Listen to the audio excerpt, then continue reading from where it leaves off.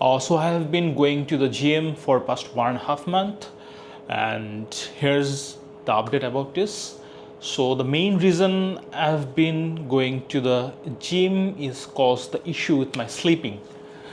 So last 1.5 মাস আমার slip সাইকেলটা বেশ ভালো ইমপ্রুভ হয়েছে। স্পেসিফিক্যালি যদি আমি বলি যে লাস্ট কয়েকদিন আমার স্লিপ বেশ গাঢ় হয়েছে। মাঝে বেশ কয়েকদিন ঢাকায় না থাকার কারণে আমি জিমে যেতে পারিনি, অ্যান্ড ওই মুমেন্টে আমি রিয়েলাইজ করলাম যে না, আমার স্লিপিংয়ে তখন আবার প্রবলেম দেখা দিয়েছে। So the gym is actually working for me. Specifically আমার বডিতে বেশ টায়ার্ডনেস আসছে, and I can slip soundly. Generally আমি বেশ লেট নাইট পর্যন্ত কাজ করি, বাট স্টিল যখন আমি ঘুমাচ্ছি আমার মোটামুটি একটা টানা ঘুম হচ্ছে বা স্লিপটা বেশ গাঢ় হচ্ছে। প্লাস হচ্ছে ম্যাগনেসিয়াম গ্লাইসিনেটটা বেশ ভালো হেল্প করছে আমার স্লিপিংয়ে। স্লিপের ডেপথটা বেশ বেড়েছে। এর বাইরে আর যে রিজনে আমি জিমে জয়েন করি সেটা হচ্ছে যে আমি বেশ ওয়েট গেইন করেছি last couple of years.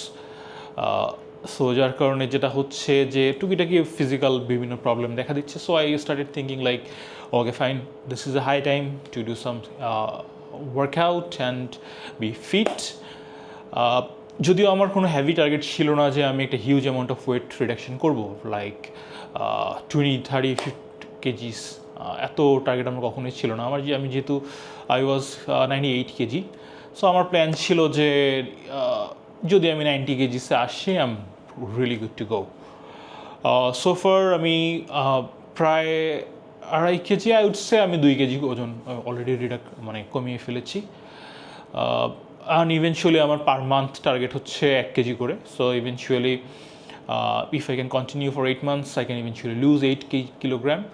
Although এই যতটুকু কমিয়েছি এটা আসলেই ওয়াটার ওয়েট। রিয়েল ফ্যাট যেটাকে বলে সেটা আসলে এত সহজে বার্ন হয় না। আর ফার্স্ট স্টেজে মানুষ তার ওয়াটার ওয়েটটা লুজ করে।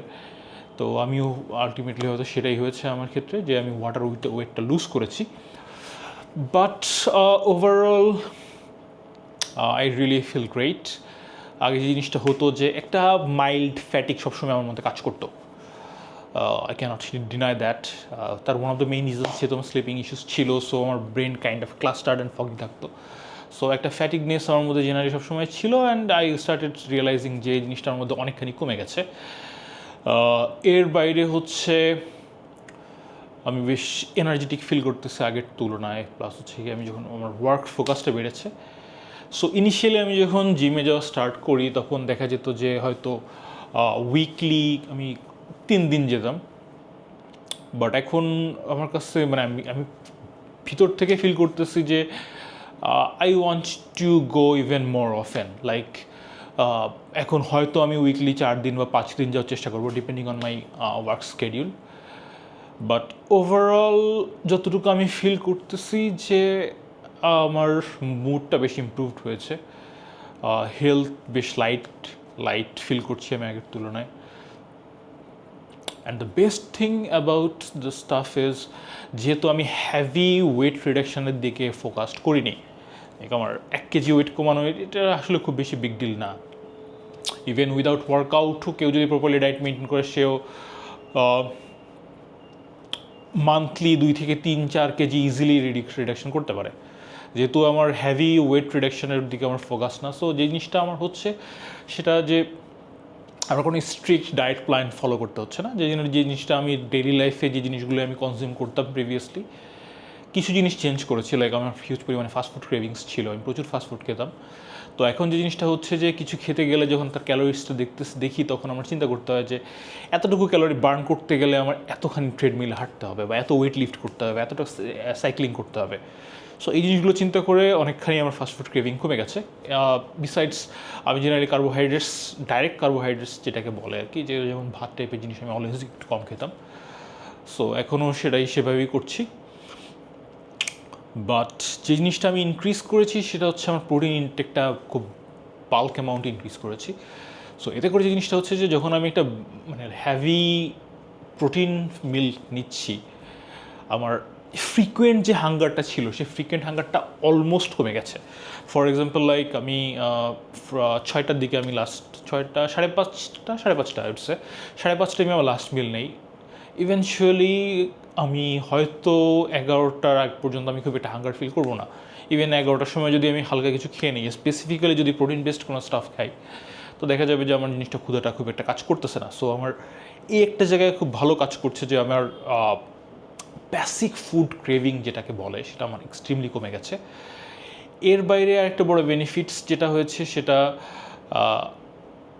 ভাজা পোড়া হাবিজাবি, ভাজা পোড়া আমি বরাবরই আমি কখনো খুব একটা পছন্দ করি না, বাট হাওয়া যাওয়া যে জিনিসগুলো খেতাম আর কি সেই জিনিসগুলো অনেকখানি কমে গেছে। আর আর প্রপার ডায়েটের মধ্যে থাকলে যে জিনিসটা হচ্ছে যে you always feel good. So that is another important thing যেটা আমি রিয়েলাইজ করেছি। এর বাইরে যদি বলি আমার মুড বেশ খানিকটা ইমপ্রুভড হয়েছে। আমি কাজেও কনসেন্ট্রেশনটা আগের তুলনায় বেটার করতে পারছি, দ্যাট আই পার্সোনালি ফিল। আর এর বাইরে যেটা বলবো সেটা হচ্ছে যে I kind start liking the working out session, cause এখন নিজে থেকেই মন থেকে বলতেছে যে যাই আজকে একটু এক্সারসাইজ করে আসি বা আজকে একটু জিমে যাই বা একটু ওয়ার্কআউট করে আসি। So this is really a great improvement, cause generally যে জিনিসটা আগে হতো, আমি যেহেতু সারাদিন লেট নাইট পর্যন্ত কাজ করতাম, দিনে শুয়ে থাকতাম, যখন বিছানায় থাকতাম বা রেস্ট ফেজে থাকতাম আমি শুয়েই থাকতাম, বা I prefer to stay like that, যেহেতু আমি অনেক বেশি কাজ করি। তো বাকি টাইমটাতে আমি ফুল একটা রেস্টিং ফেজে থাকার চেষ্টা করতাম, বাট সেই জিনিসটা আমার আস্তে আস্তে ইম্প্রুভ হয়েছে। So I really kind of enjoying the overall situation. Still, it's very early, 1.5 month, far to go, I believe, and I hope and I really wish I can continue it in the longer run. So yep, so far the benefits are really good. Hopefully by the end of this year I can see a solid improvement and hope I can continue like that way. Anyway, thank you. Peace.